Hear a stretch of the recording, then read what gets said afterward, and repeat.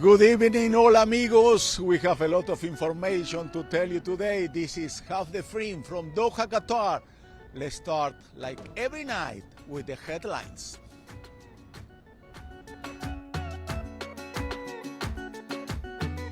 Brazil and Portugal got their golden ticket. Both teams joined France as the first teams qualified to the round of 16.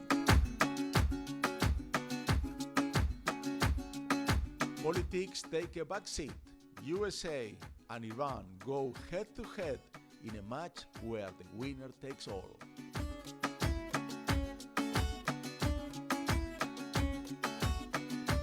While some fans are breaking attendance records, others are at the beach, where spaces are divided between families and men only.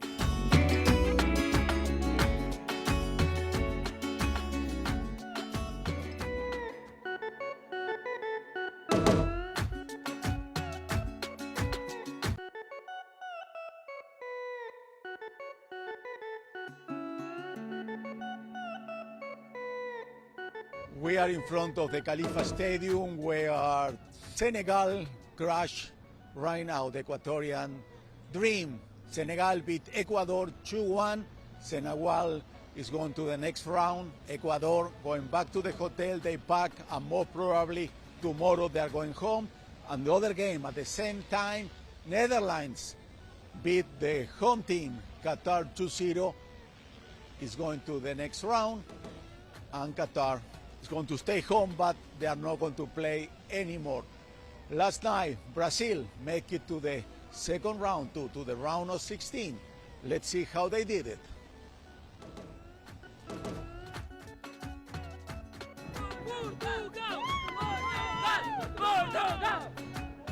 Time flies when you are having a great time. After the victory of Portugal against Uruguay, half of 64 games have been completed here in Qatar. Brazil, France and Portugal have already booked their spot in the round of 16, and only Qatar and Canada have been left without a chance to continue. Yesterday we witnessed some of the most dramatic matches so far. Cameroon made a stunning comeback against Serbia, where 6 goals were scored in an action-filled tie. The South Korean team gave it their all on the field, but could not beat Ghana, one of the biggest surprises of this tournament. From now on, every game is going to be a final. You win or you go home.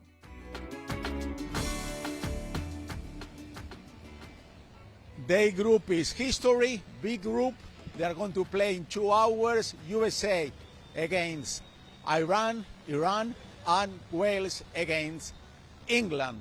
But let's see right now, what are the 5 stories you have to know today? Charlie has them, Charlie Montero. Greg Berhalter, the head coach of the U.S. men's national team, apologized on behalf of his players and staff for controversial social media posts by the U.S. Soccer Federation. The North American coach said the team was unaware of posts by soccer federations expressing support for Iranian people, but said the team is focused on tonight's match. The game between Portugal and Uruguay saw Qatar's 2022's first pitch invader. The activists ran onto the field flying a rainbow flag and wore a t-shirt that said "Safe Ukraine" on the front and "Respect for Iranian women" on the back. Agüero took to Twitter to defend Messi after Canelo's controversial tweet about Messi. The former Argentine forward said, "Mr. Canelo, don't look for excuses or problems. Surely you don't know about soccer and what happens in the locker room. The shirts are always on the floor after the games because they are full of sweat, and if you look closely, he accidentally kicks a jersey away when he takes off his boots." Trouble in the locker room for Uruguay. When Edison Cavani was asked about his team's problems in the World Cup, he replied, "Ask our coach, Diego Alonso. He is the one in charge of the tactical decisions." Qatar 2022 is entering its final round of group games. There will be changes in the timings of the matches. From today on, Matches of the same group will be played simultaneously instead of different times, as in the first and second rounds of group matches.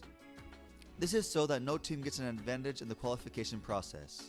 With both matches taking place at the same time, all 4 teams will have to react in real-time changes in the qualification scenario depending on both what is happening in their own matches as well as what happens in the other games.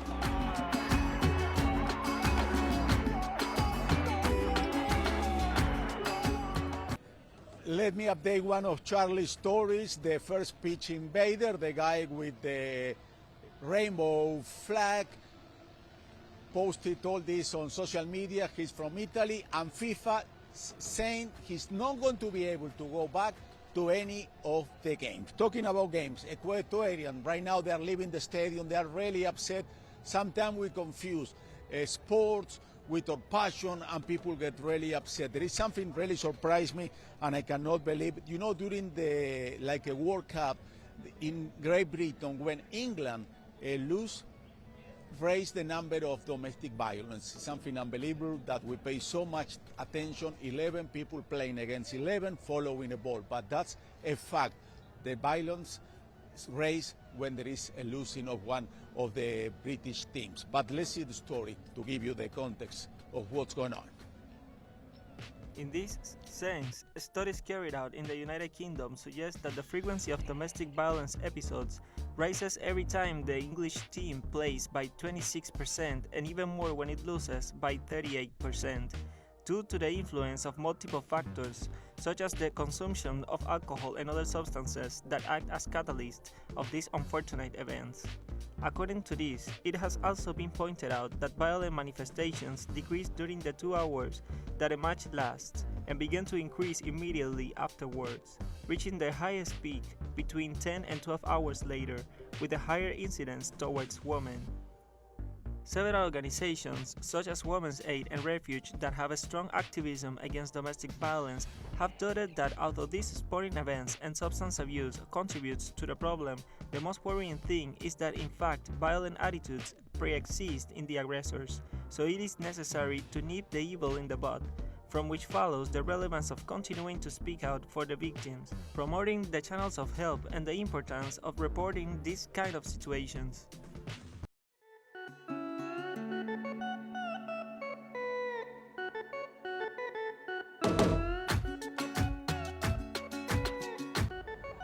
What a difference 90 minutes make. When the game started, people from Ecuador, the fans were chanting, they were happy, they were hoping to go to the next round. Now I'm looking at their faces, they are sad, they are depressed because they know the Ecuadorian dream is over. This is the time when we challenge you. We want to know how much you know about this beautiful game of football. We have a trivia, and it has to do with Ecuador, who is out of the World Cup. The question is this: how many times has Ecuador attended a World Cup? You have different options, and we will give you the answer at the end of this show. Remember, you can follow us on social media at The Field. If you want to follow me on Twitter at C. Montero Oficial. I tweet in Spanish, a good practice for you, and also I tweet in English. We'll be right back in a second.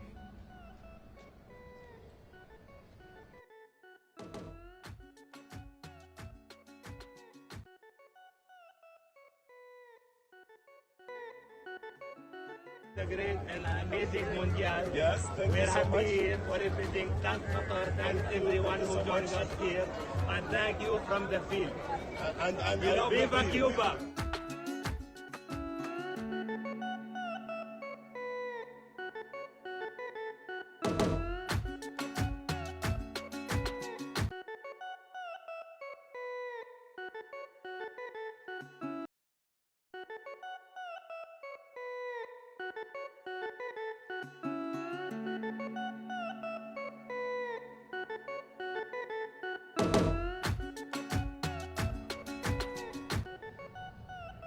This is Carlos Montero from The Field. We are waiting 2 more matches.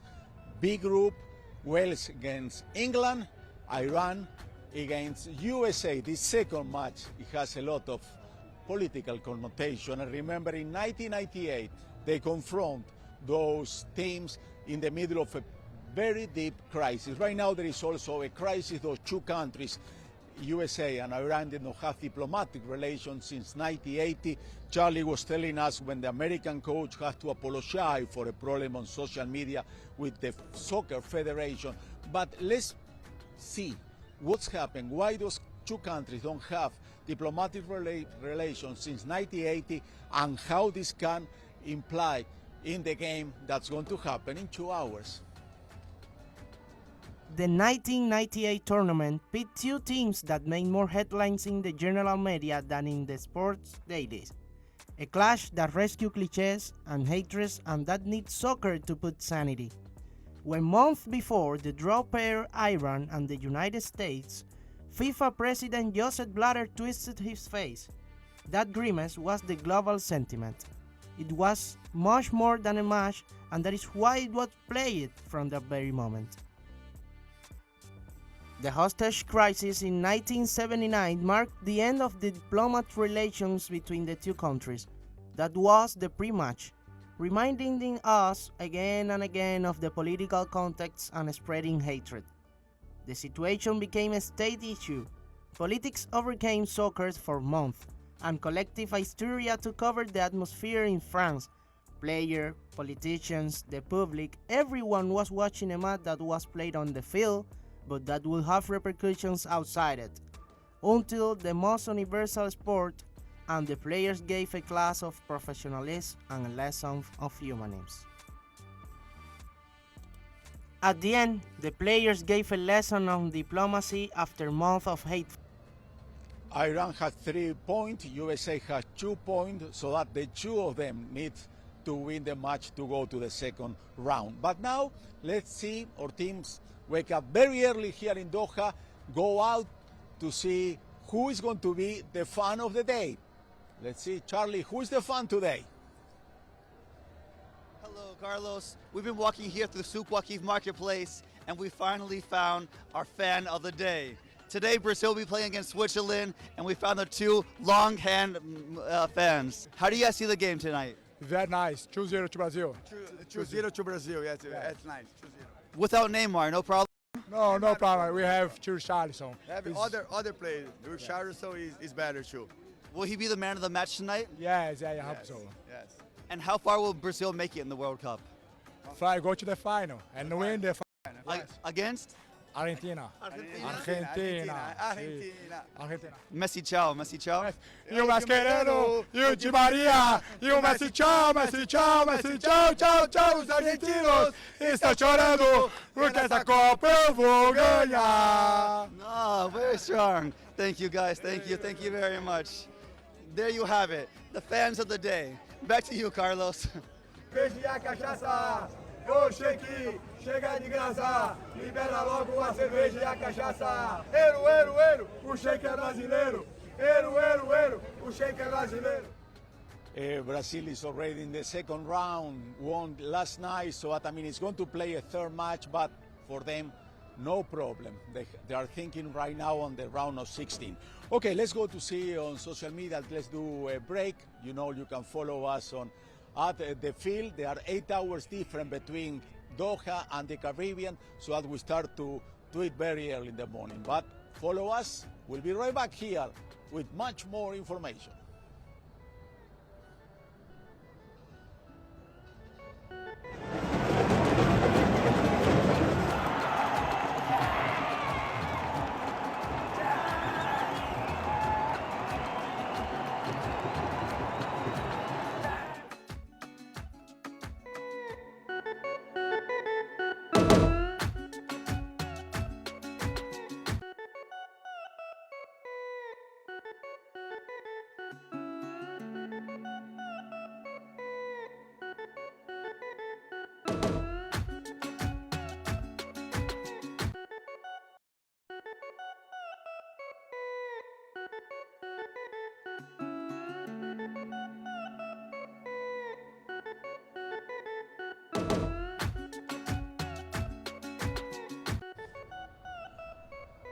This is Carlos Montero from the field. We have the chance to talk to a lot of Ecuadorians who came to Doha, Qatar.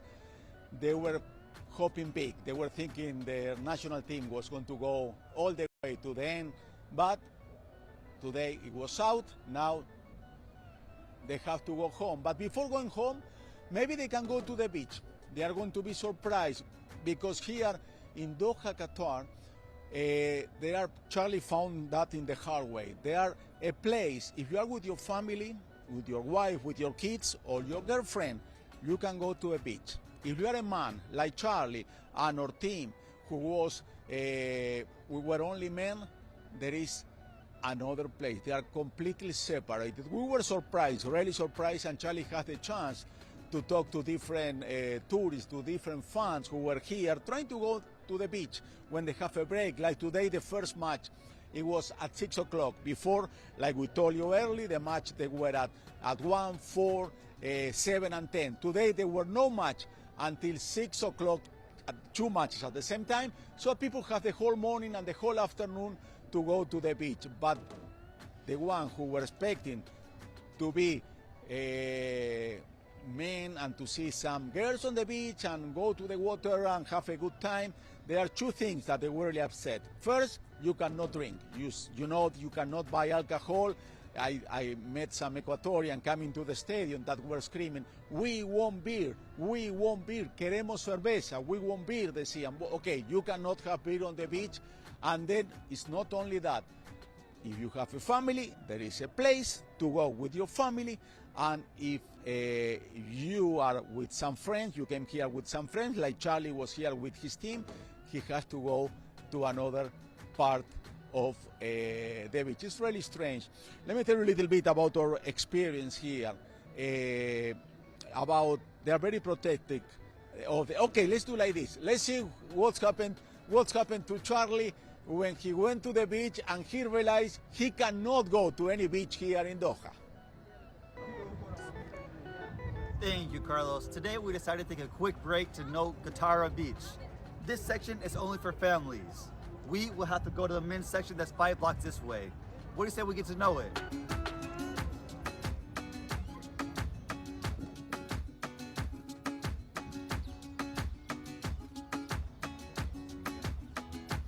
Let's see if we can go on this side of the beach.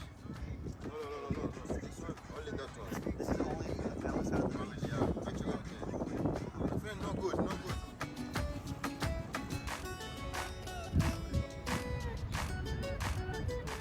And what do you think about the separate beaches here in Qatar? I think it is another culture.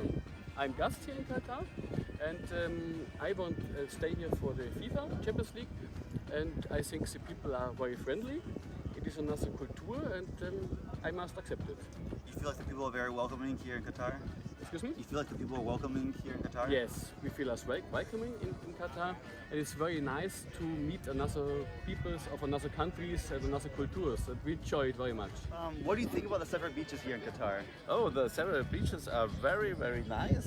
They are very clean. The water is beautiful, and all the people are wonderful. And how you've been enjoying Qatar? We enjoy it very much because we meet many, many people from all over the world, and that's a very, very interesting and motivating theme for me. What do you think about the separate beaches here in Qatar? It's awful. I think personally, I think it's awful because it's a stupid law. Because what's the difference between here and there? I don't think it's a big deal that they are separate us. And I don't know. That's all I think. It's not good. It's not good, to be honest. And what do you think about the separate beaches here in Qatar? It's definitely different than what we're used to in Brazil, especially with the segregation, with men and families being separate. But it's still a beautiful place. I think it's very well organized, very clean, beautiful site. So we're enjoying our time here. Okay, after walking 5 blocks, we finally made it to the male section of the beach. Everyone's taking a break from soccer activities. They're enjoying the sun. There's some water skis here next to us. We're gonna do the same. Back to you, Carlos. Charlie's always having a good time. Before this tournament, Gianni Infantino, FIFA's president, he said, "This is going to be the best World Cup ever." and this is going to be the World Cup of the technology. Why did he say that? Look at this story.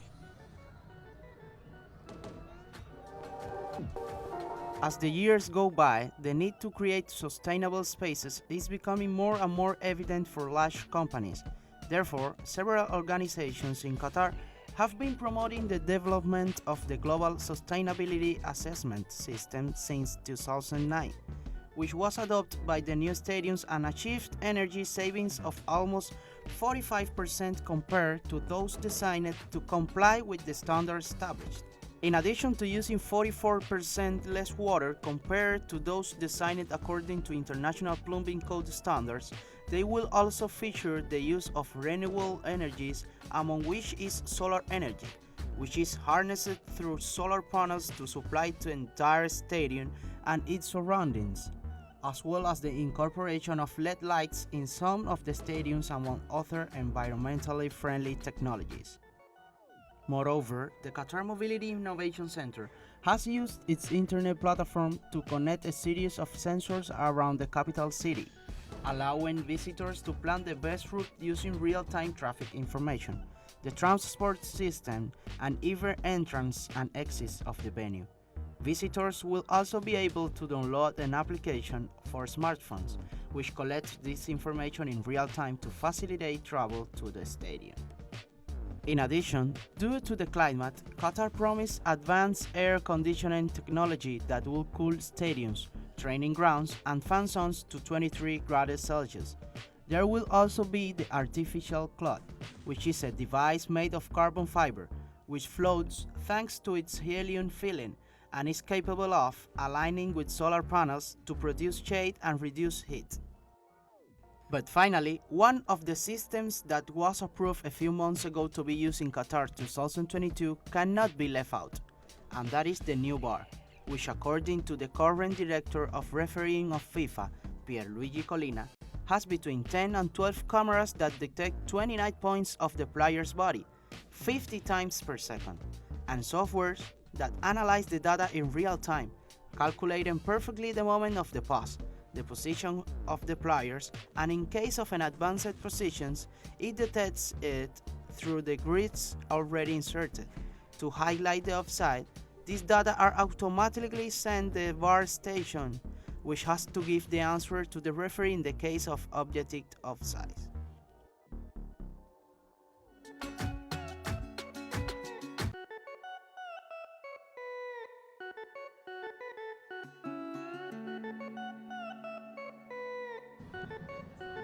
Now let's see how much you know about football. The trivia of the day was how many times Ecuador, who just played against Senegal, has been in a World Cup. You have different options, but if you say 4 times, you are right. Congratulations, you know a lot about this beautiful sport.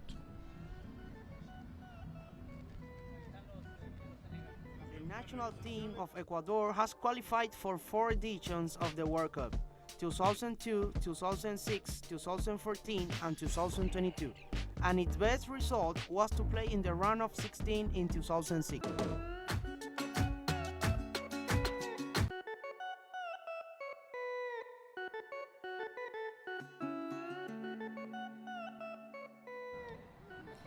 And now we want to invite you to participate. Some of you've been doing that on Facebook at From the Field. The trivia of the day. We give you a sentence and you have to finish. The sentence is, you have to complete the sentence. Football is, let me read you some of the answer. Del Collado. For him, football is all the world need. Okay.